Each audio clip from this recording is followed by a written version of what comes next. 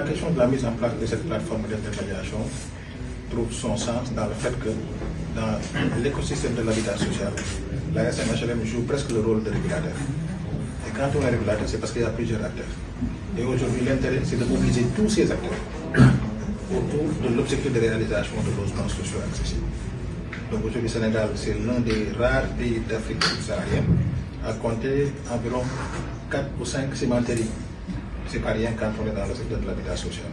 On a beaucoup d'entreprises qui sont dans la production de fer, etc. En tout cas, de matériaux qui entrent dans la construction de bâtiments. Aujourd'hui, la SNHLM doit développer les synergies qui permettent de regrouper tous ces acteurs pour la réalisation. Ça, c'est le premier aspect de cette plateforme d'intermédiation. Maintenant, l'autre aspect, c'est qu'aujourd'hui, tu as quelqu'un qui est dans l'électricité, une petite entreprise, une petite et moyenne entreprise qui est dans l'électricité, une petite et moyenne entreprise qui est dans la plomberie.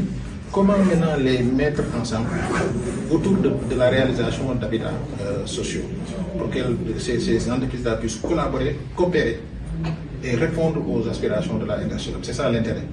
Et pour moi, ça c'est extrêmement important. Là, il faut que la SNHLM puisse travailler autour de cette question. Maintenant, l'autre préoccupation également qui a été et qui me semble intéressante et qui dépasse même les objectifs de la SNHLM, c'est les PPP philanthropes.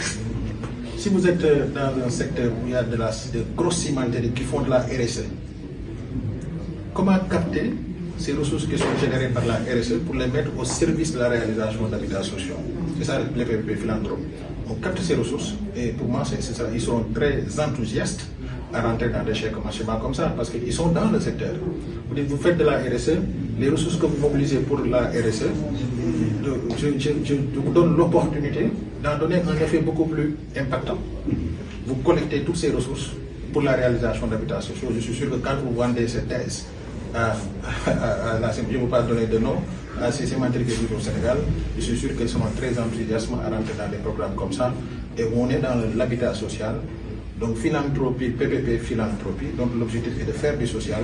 Pour moi, c'est un mécanisme qu'il faut également regarder. Donc c'est des questions sur lesquelles on peut travailler ensemble. On peut rapidement regarder comment aller vers le montage d'un PPP philanthrope. On cherche à capter des ressources. Vous avez évoqué tout à l'heure dans le cadre de nos discussions les footballeurs qui ont manifesté leur disponibilité à mettre à disposition des ressources pour la réalisation d'habitats sociaux. Dans ce cadre-là, c'est des ressources comme ça qui existent un peu partout. Et je donne l'exemple également de Touba, à la suite des inondations, lorsque les populations se sont retrouvées sans abri. L'idée a été ajoutée de mobiliser la diaspora mouride pour collecter des ressources pour la réalisation d'habitats pour ces populations. Et je signale que dans ce cadre-là, une somme de 150 millions a été collectée rien qu'aux États-Unis.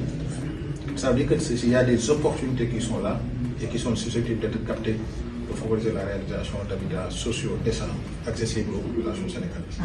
En tout cas, merci encore au directeur général. Ce n'est qu'un début de la collaboration continue. Merci beaucoup.